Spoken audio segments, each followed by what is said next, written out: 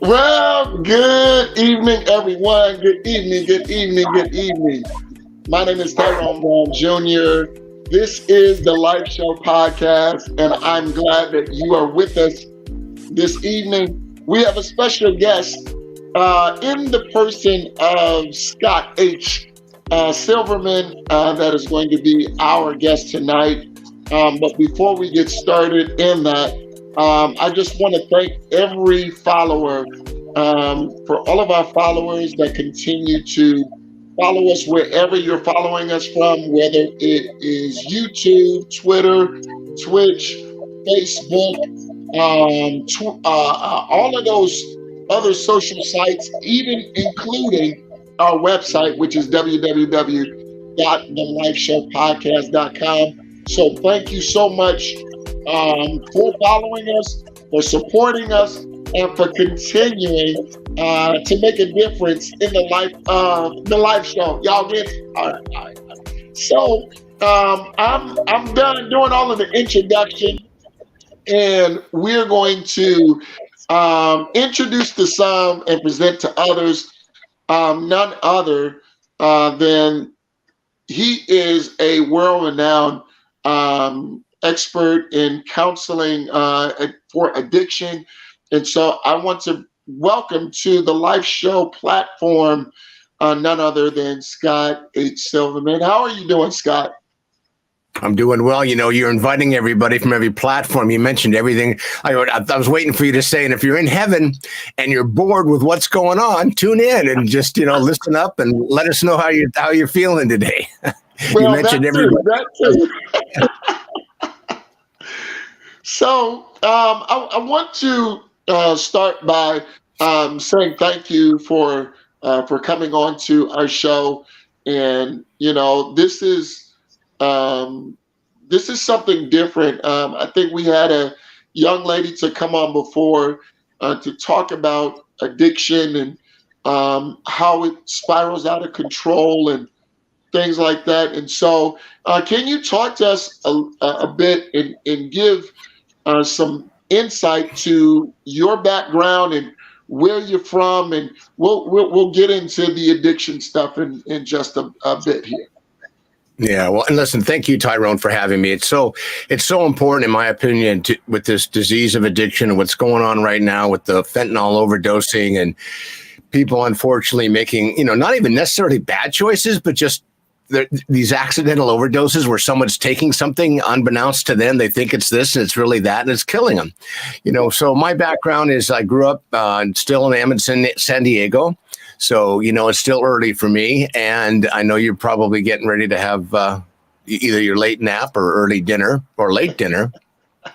And I had my own stuff growing up, and I crashed and burned and got help and got sober in 1984. So in November the 13th. So in a couple of weeks, I'm going to less than that. I'm going to have 38 years of continuous sobriety. And I like to share that with people, not to brag, because each day one enjoys a 24-hour period of abstinence, if you will, and peace and serenity is a great day on the planet. And I appreciate that, respect it, and I'm humbled by, the kind of support that I've gotten over the years and how important it really is. And I got involved with volunteering, back in the 80s, and I'm now defined as a hopeless helper. And I love what I do. And backing into it, I run a treatment center here in San Diego called Confidential Recovery. We work very aggressively with veterans. And just this week, Tyrone, we launched a new nonprofit called the Veterans Navigation Center to help veterans after they go through treatment, to give them support and their families. I'm a crisis coach. I'm a family navigator. Also an interventionist. And I've written a book called, most recently, The Opioid Epidemic. So there aren't many people fully immersed in what I do or the way I do it. And I try to help families get their loved ones to the highest and best level of care. And as a crisis coach, a lot of times I'm dealing with families who have issues with children with behavior issues. And I say children. I mean, I had a mom call me the other day. I said, "So how old is your son?" She says 52. And she's been living with his inappropriate behavior for nearly 30 years. So hopefully we can get the message to younger people and to families to better make, informed decisions. Because I don't think, I think that there's always hope and help. Sure. And I don't think that one has to settle. Even though I believe this is a disease, the disease of addiction, people self-medicate. It's just like diabetes. You don't wake up one day and raise your hand and say, Mom, Dad, I'd like diabetes, please, for the rest of my life so I can monitor my, insulin intake and my blood sugar level. So people who suffer from this disease, they don't get a choice. So I think it's important for families to know that. But there is hope and help. So the idea of being able to talk about it, because one of the biggest barriers to treatment and recovery is the stigma that goes along with people who are self-medicating or abusing, mood-altering substances that are not prescribed and have difficult time, moving through life. Yeah. So what do you mean by there is a stigma out there? What is that? Example, for me, people would say, well, gee, Scott, if you didn't pick up a drink, would you have a drinking problem? Well, that's true, but my mind tells me I should have a drink, and my mind tells me if one's good, 1,000's got to be better. So that part of the stigma, and then also admitting, if you will, that you have this disease of addiction and getting help is also stigmatized, because when you raise your hand, or if you have that need to go get treatment, there's a judgment that comes around you, and you get stigmatized because people think, well, gee, you're a mature adult or you're a mature child. You should be able to control your intake of mood altering substances. So part of the stigma really also is the fear that if somebody admits they have a family member who has a problem, then there's that, thought process or judgment or the shame that goes along with having to deal with that. And it's a tough one. You have a kid who's a behavior problem. Imagine this: every time you go out to the movies and the child acts out and everyone in the theater, gets impacted by it. What do? People point the finger, and then all of a sudden you stop going out, the child gets isolated, and things get worse for everybody. So the stigma, to me, is one of the biggest blockers. And when you talk to the experts in the field, they'll say that. So I hope that answers your question. Absolutely. Absolutely. So now there are people that are out there, and they need to know, and we talked about it on our own, but we talked about this rising epidemic, talking about the fentanyl, as well as the opioids, and so can you dive into that a bit and talk about what those numbers look like? The numbers are scary. For example, last year, according to the CDC, and their data is usually about 18 months old, 107,000 people overdosed and died behind opioids. And opioids, heroin, Oxycontin, fentanyl, they fall under the opioid umbrella. And, Oxycontin was prescribed for decades for pain. And a lot of people who started on heroin got introduced to opioids through prescription medication. And recently, we've all seen these lawsuit settlements with Purdue, which is the company that manufactured Oxycontin, and, the Sackler family, who made billions selling these pills. They stopped distributing them now. But in order to get them, you really have to demonstrate a huge need, and you have to have a doctor who's willing to write it, and then a pharmacy who is willing to fill that script.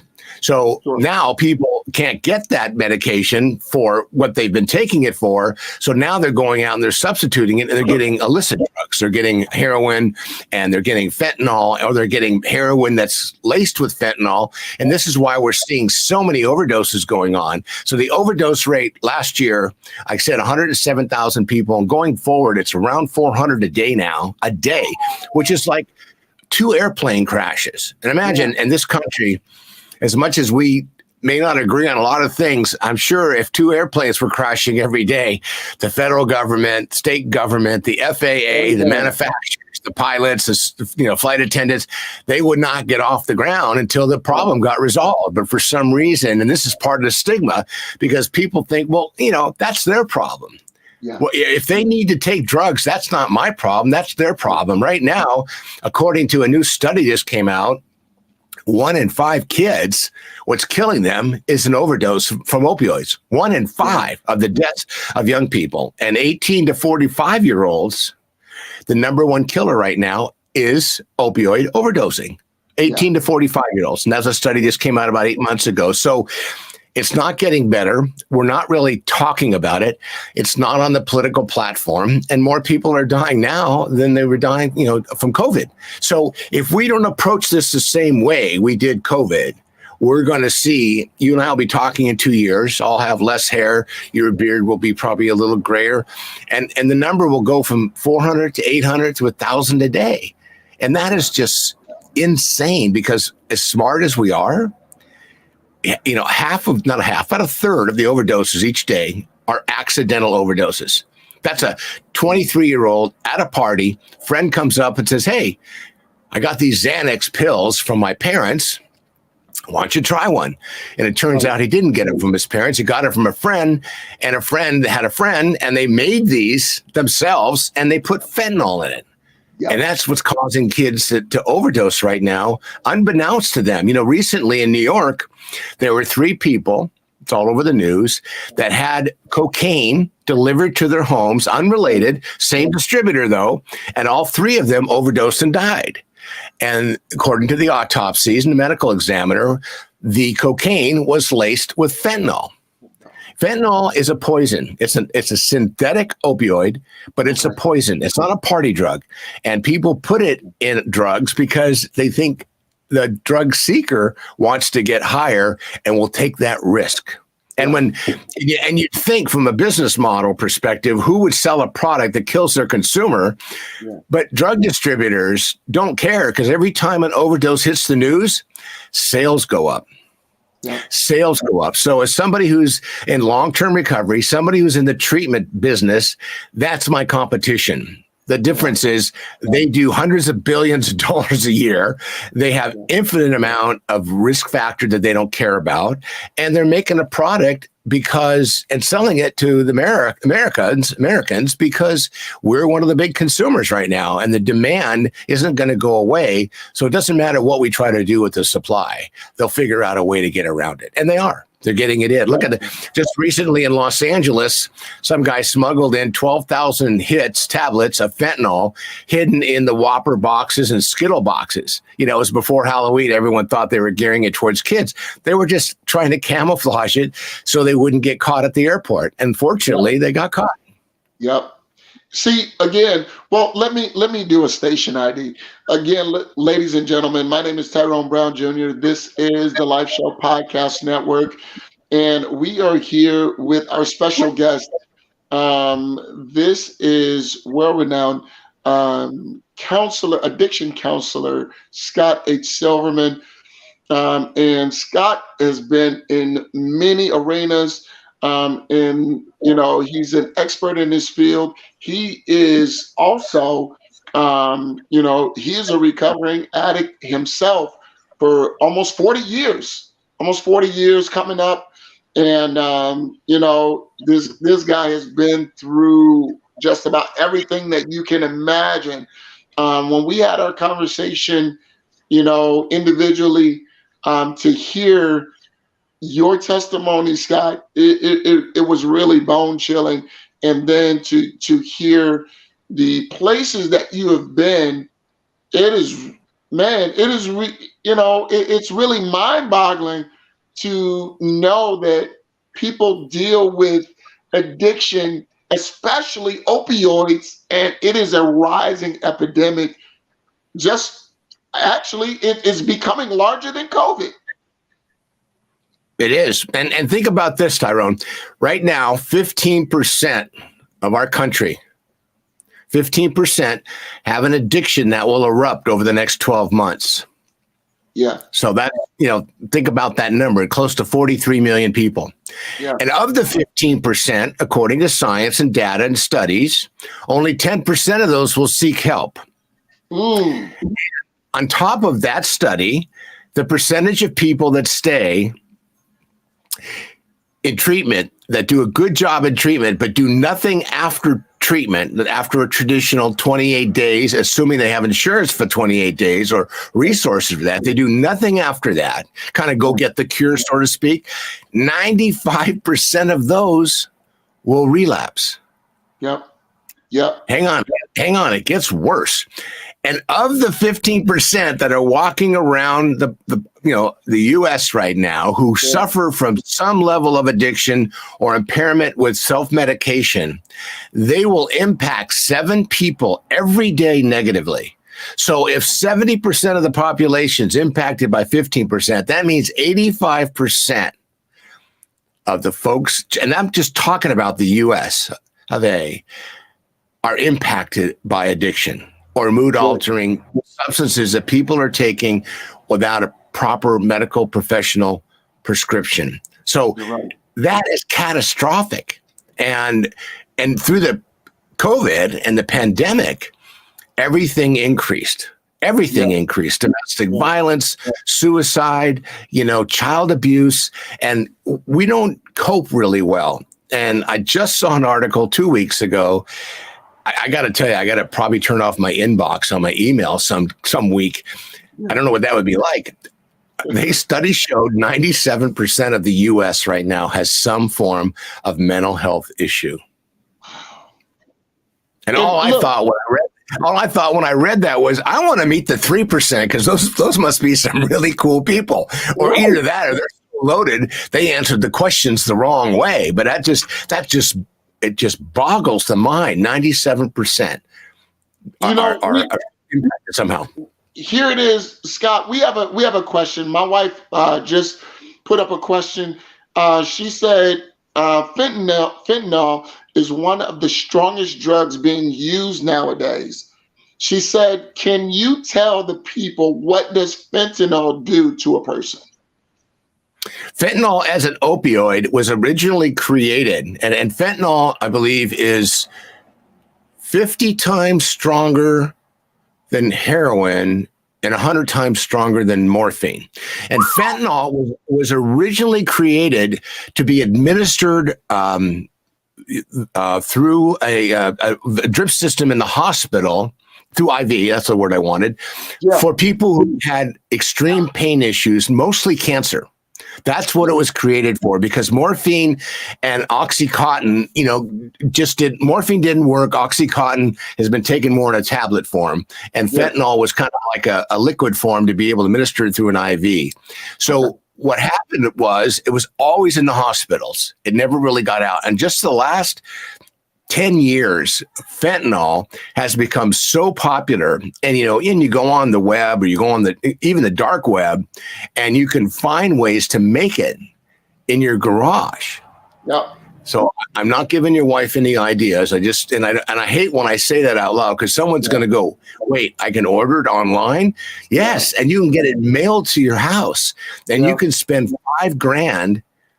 And you can get your own pill machine, and you can make $1 million. And that's what's making it so difficult to manage from a criminal justice perspective, because so many people do it. And then you have the major manufacturers, China and Mexico, who are kind of working together now, because Mexico, which historically has been the largest manufacturer of methamphetamine, their super labs, they're now finding fentanyl in methamphetamine, because there's a lot of people who are taking methamphetamine, and there's a hint that just came out recently that they're going to slow down the manufacturing of Adderall. And Adderall is kind of that pill that was given to a lot of young people to help them concentrate in school.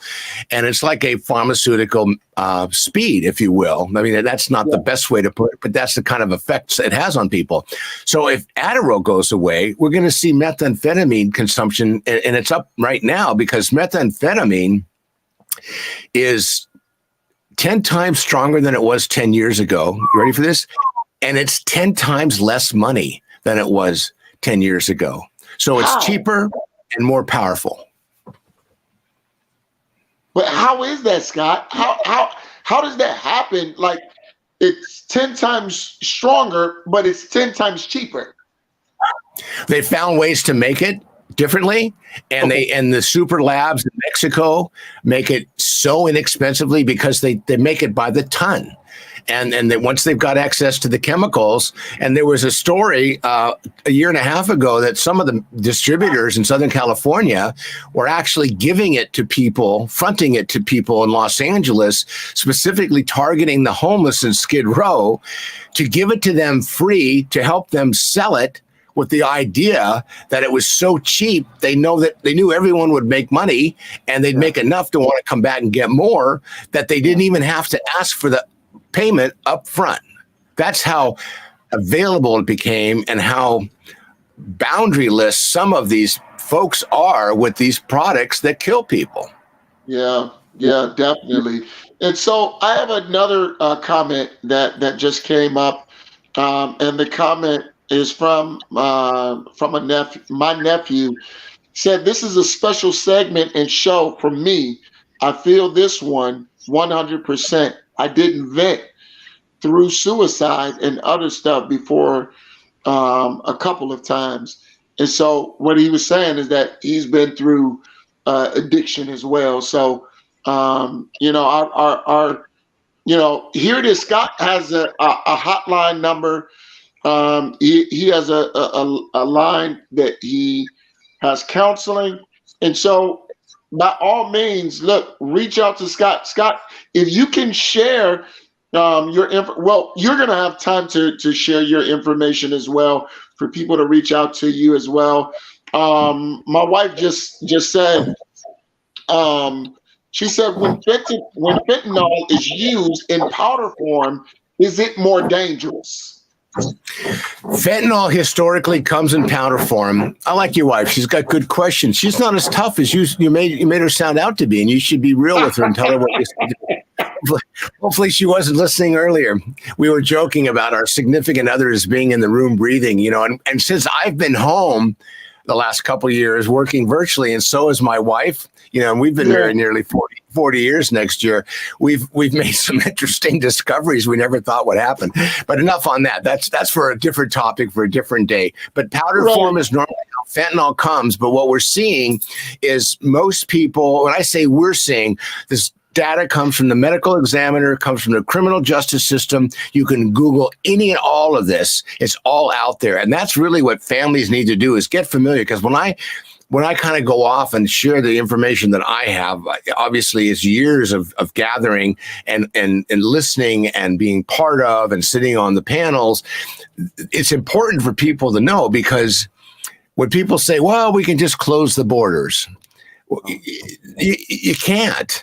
San Diego, we have the largest, I'm going to get back to your question, we have the largest ground surface border crossing anywhere in the world. There's 70,000 cars that come through every day. 85% of them are individuals or non-business. The other 15% are commercial. Our Border Patrol, which I think does an awesome job, only is able to search 1% of them. Yeah. And people have asked me, and I did a piece on this in the news a couple of weeks ago, and I got calls that, well, why can't they bring it up to 4 or 5%? I said, if they start to search 4 or 5% of the cars coming across the border, it will no longer be a border. It'll be a parking lot. That's it. So, and then if they did that, I mean, it still comes in through drones. It comes in through the, UPS, FedEx. It comes in through the water system, over the ocean, comes through Canada. And ultimately, when you've got such a big consumer, you're going to get your product here one way or another. So what was that last question? I want to make sure I answered it for you about. She said, when fentanyl is used in powder form, is it more dangerous? I think fentanyl, here's the thing, that when you go online and Google what is fentanyl, there's a little picture of a copper penny, and there's 2 little white dots that almost look like they shouldn't be in the picture. Those little 2 white dots are the size of a pinpoint, not a pinhead, a pinpoint. That's how much fentanyl it takes to kill somebody in its pure form. So what they're doing is they're mixing it in other products like methamphetamine, cocaine. But people are smoking marijuana in vape pipes with fentanyl now. Wow. there is no limit to what they're doing. I haven't heard of anybody putting it in, liquid form and drinking it yet, but Yeah. somebody probably will because they don't want to smoke it, or they don't want to, so it's getting out there. But no, it doesn't matter which way it comes. It can be liquefied and put into a vape pipe, but it comes generally in a powder form, and it's highly addictive, and but it's really more dangerous than it is addictive. It's not even a party drug, because if you take too much, you die. I mean, there's nothing quite like it out there. Heroin never really did that. Methamphetamine never did that. Cocaine never, even alcohol. And if taking all of those, you remember when Whitney Houston passed away? I can't remember how many years ago, 5, 6, 7, maybe more now. Yeah. It was Dr. Drew who came out and said, people in the music and entertainment industry have been using hallucinogens, for LSD, mescaline, methamphetamine, cocaine for decades. Yeah. But we've never seen what's happening now. And what happened to her, what's happening more is people might be prescribed an antidepressant, anti-anxiety medicine, a diet pill, or they're taking sleeping pills.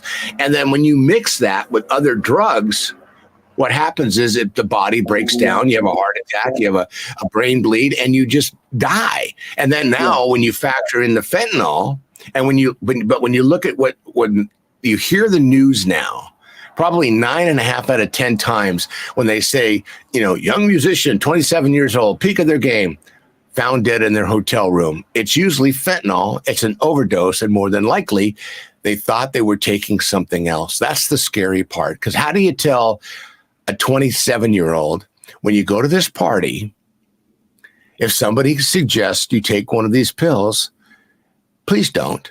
I mean, you tell us 27-year-old, it's almost like, wait a minute, what? You're trying to, you tell me no, the subconscious mind goes, well, that sounds exciting, or that would never happen to me, or nobody would poison me. No one does it on purpose. Yeah. No one's doing it on purpose. Not too long ago, there was a baseball player, a young guy. He was really young. Here it is. He passed away in his hotel room, and come to find out, it was from opioids, from fentanyl.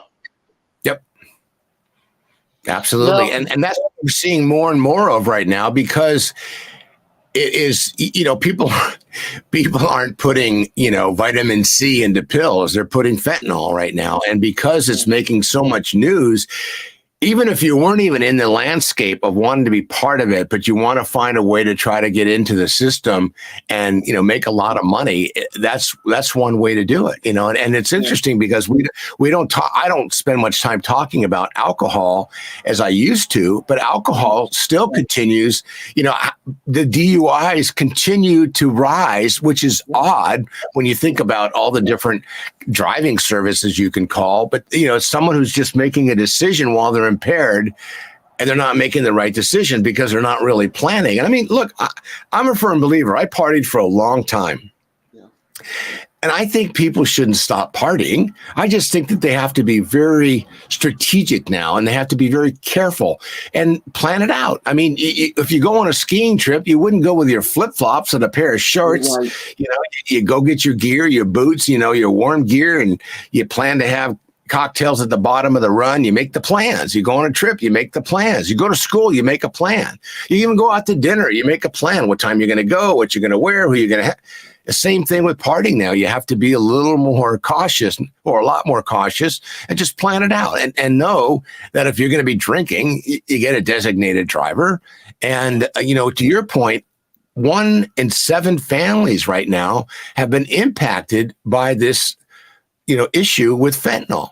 And when you ask people, oh, no, not my family. Well, did you have an uncle or an aunt or a grandparent? Yeah. Or is one of your children married to have a spouse who had it to their family? So it's there. I mean, it's there. And it's not like it's a secret anymore. But part of the stigma we talked about earlier causes people not to want to talk about it because it's a little embarrassing when you think about it. I mean, when I drank, I used to drink before I went to a party because I didn't want to drink a lot in front of others.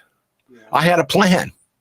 Yeah. And then when I woke up on Sunday, my wife had a plan for me to call these people and apologize for my behavior because I blacked out. Oh Lord. That's why So she reminds me sometimes you just have to trust me. Remember when you used to black out? I go, honey, you can't go back that far. We're at a point now we're going to start getting sometimers, a little bit of dementia. Our memories are going to shrink a little bit. So don't push it. right. And so now here it is.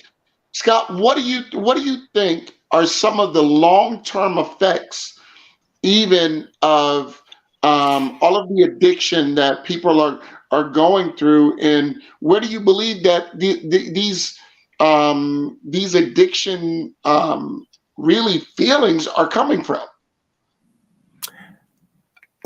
Well, if I think I'm understanding your question is why are people putting mood altering substances into their body? Is that really a better way or a different way of saying it? Not necessarily a better way.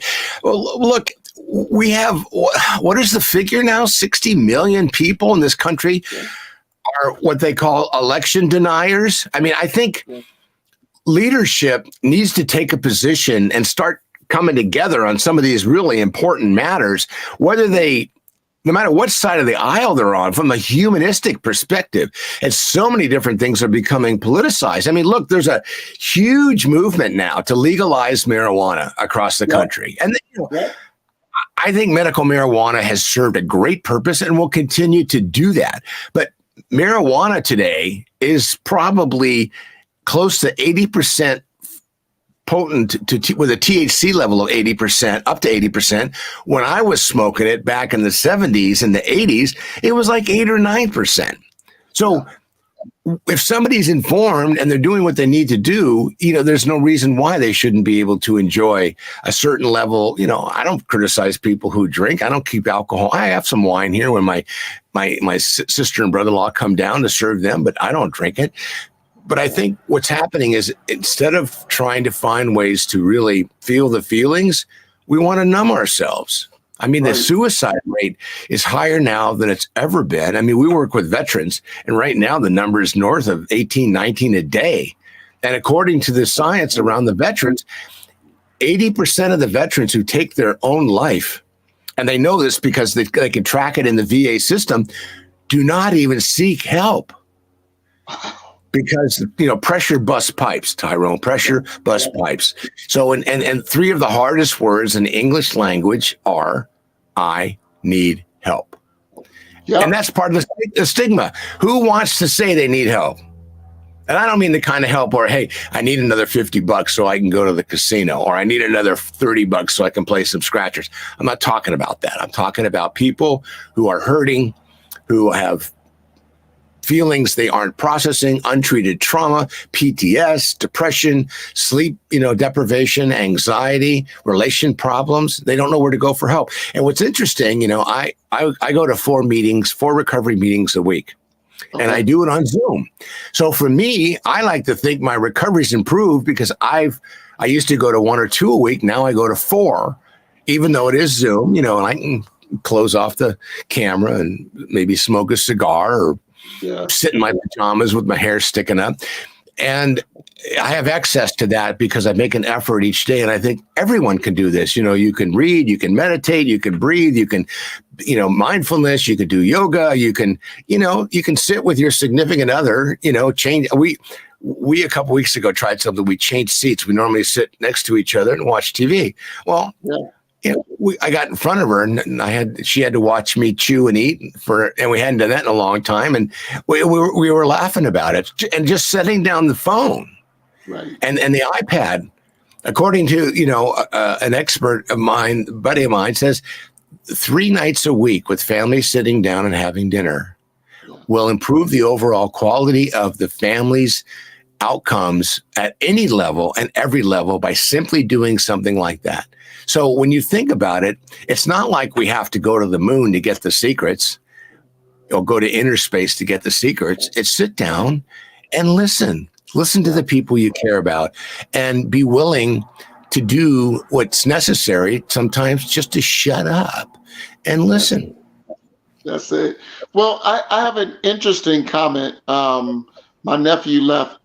He says, I just seen a couple of people in the emergency room just went through an overdose, and sometime this year in July, I have to be on a ventilator myself because I was hurting too bad, um and my pain wouldn't go away. And I made it the reason I took some medicine is because my pain wouldn't go away. And I guess I took too much. And that's one reason I had a seizure. And they had to put me on a ventilator. And I literally almost died. If it wasn't for my 10-year-old nephew waking my sister up, I would have died right there. So that's a testimony from my nephew Enrique Velez. And Man, that's a good. it's deep out here, man.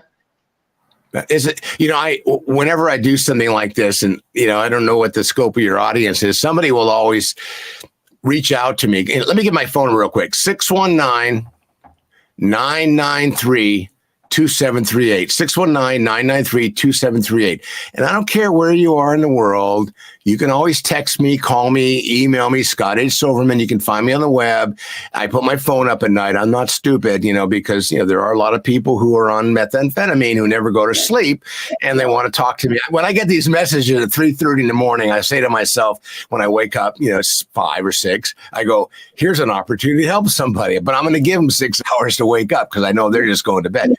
But it is like, they get upset with me because they're pissed that somebody took their medicine away from them. Yeah. And I'm not saying that we should do that to people. I mean, but unfortunately, the way it works in America, we kind of swing this pendulum and then we make these extreme moves, and then all this that aren't necessarily the smartest moves, because now we've got millions of people. I mean, in 2017, there were 270 million prescriptions written for OxyContin. And all those people that were taking OxyContin, almost 80% of them, they said, were addicted to it, not because they were making a choice to use the drug for mood altering purposes. Some were 20%, maybe 30. I don't know the exact number, but so many were taking it for pain. And then all of a sudden, because of this extreme swing, now you can't get it. And, their studies show that OxyContin for long-term treatment of pain was making it worse because of what it did to the brain. But how do we help those people? And why should they have been penalized? Right. And the pain doctors are like, well, do yoga. Well, if you're on 80, 100 milligram or 200 milligram of OxyContin a day, and all of a sudden your doctor says, I can't prescribe this anymore, you're not just going to go, oh, well, we'll go on Netflix and we'll watch, another show. You're going to, your pain. And then when you're thinking about the pain, on top of having the pain, it doesn't go away on its own. There's got to be treatment for it. It's got to be diagnosed. You need a specialist to help you. And, one of the things we're finding with the VA is a lot of veterans are addicted to opioids. And there's no replacement treatment for opioid addiction. There is medication-assisted treatment. There is Suboxone, and there's some methadones and other ones called harm reduction. But for somebody who wants to just go from this to that, there is no easy transfer. There's a process, and it's not legalized yet unless you get into these specific programs and get access to it. And methadone's been around forever, historically, for heroin. Right. But people who have opioid addiction, in many cases, it'll work for them. But some people think, well, I don't want to go from one drug to another. But if it keeps you alive and allows you to sleep and you can have somewhat of a normal life, I say, why not? I have people come to treatment all the time. I'll give up alcohol because they just got their 4th DUI. They were handcuffed in an emergency room, and they realize now this last arrest is going to cost them their license. They'll do anything, but they go, well, I'm not giving up marijuana. And my attitude is, okay, come in the room, sit down, let's talk about it. And if nothing else, they're going to get some education, and maybe they'll rethink what they're doing with the marijuana, because the marijuana might be their drug of choice, but it might be alcohol. And then they drink alcohol, then they end up doing marijuana, and then they end up driving. I mean, impaired driving is we thought it was all, then you put the cell phones in people's hands with someone who's under the influence.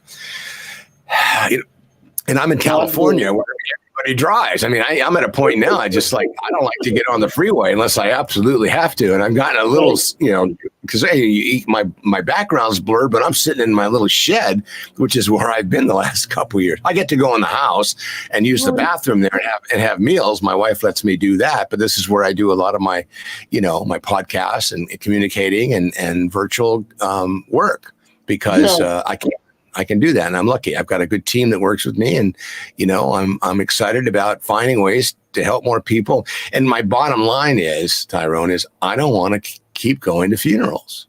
Yeah. Yeah. And I get it. I get it. Look, again, everyone, I am appreciative for each and every person that continues to support the Life Show podcast. Thank you so much. My name is Tyrone Brown Jr. And of course, we're with our special guest, which is Scott H. Silverman. He is a world-renowned expert counselor on addiction, on opioids, all of these addictive drugs that are out here, not just drugs, but alcohol and all of those things. And so we're talking to him tonight. He's given a lot of great information. He even gave out his number online, and then I'm going to have him to give it out again before we get off. And so, listen, we need you to share this because we need as many people to be aware as possible of all of the effects of addiction, of opioids, of all of the epidemics that are coming upon this earth from drugs, from alcohol, whatever you're addicted to. We need as many people to hear this as possible. And so Scott has been, he's been gracious enough to really dig into the numbers as far as opioids and addiction and all of the fentanyl that is on the increase. And so I am so grateful, Scott. This is not going to be your last time on here. I definitely know that. And you are going to come on sometimes to explain about some numbers that are going on. But definitely, please give your contact information before we get off here, Scott. Okay, and don't threaten me. I'll come back anytime. So my contact info is just Google Scott H. Silverman and use the H because there's a Scott Silverman in Japan who, whenever he gets my stuff, he gets irritated. I said, look, why don't you come up with some little crafty thing you can sell when they call you? And you can go to my website, yourcrisiscoach.com, or just call or text me, 619-993-2738. And it doesn't necessarily have to be the person who's directly consuming mood altering substances, because usually it's the family who calls me who says, I've got a loved one, I've got a significant other, I've got a child, I've got a sibling, I've got a good friend, I've got a neighbor, or I was at my doctor's office the other day and I smelled alcohol on her breath. What do I do? So anything I can do to help, and by the way, just so we're clear, I'm not a clinician. I'm an addiction specialist from a standpoint of anecdotally and experientially being around a lot of great experts. And there's always hope and help out there. You do have to do a little footwork. But if you wanted to find a good yoga instructor, you would do some footwork. If you wanted to find a good dentist where, you can get a great price to get a crown fix, you would do some research. Or you want to find a new restaurant, you'd go on Yelp or you'd Google it. So same thing when it comes to getting help. That's the stigma part. It's not that hard. Information's out there. Every community has it. National hotlines are out there for answering questions. Don't be afraid to ask for help. Definitely. We have one more question from my wife before we go. She says, if someone has an addiction, whether it's illegal or prescription, what would you suggest for rehabilitation services? Okay, I would say a couple things. One, find out who is doing the prescribing. Make sure that person who's writing those prescriptions knows, or at least is informed, or you ask them about what they should do. Obviously, who's ever got the prescription is going to need to give permission, maybe a 3-way call, maybe a Zoom, maybe go visit the doctor.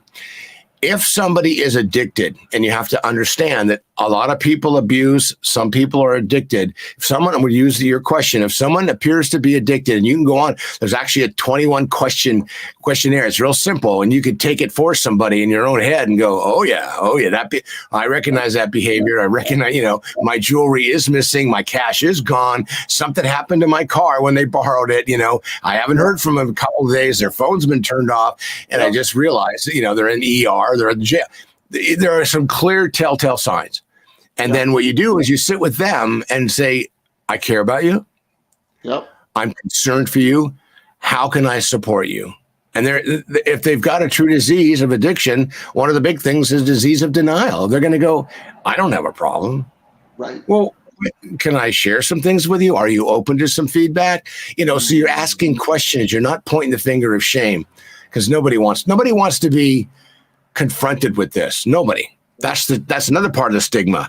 I mean, if you were suffering and someone said, oh my God, you have the signs of somebody who has diabetes, you'd be in the doctor's office tomorrow. You'd go camp out and you wouldn't wait a month. I mean, right now, if you want to see a psychiatrist, I don't know what it's like in your community, but across this country right now, if you want to see a psychiatrist, you may have to wait 90 days to a year. Yeah. Yeah, so definitely. It's another issue. We've got to backfill that support mechanism and get that going. But it's a tough thing when you're talking to, look, my average customer comes in, I don't want to pay that copay.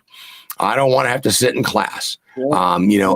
I still have some money left. No, my family won't talk to me, but I don't really think I need help. And you hear that, and they're angry and resentful, and they don't, it's like, wait a minute.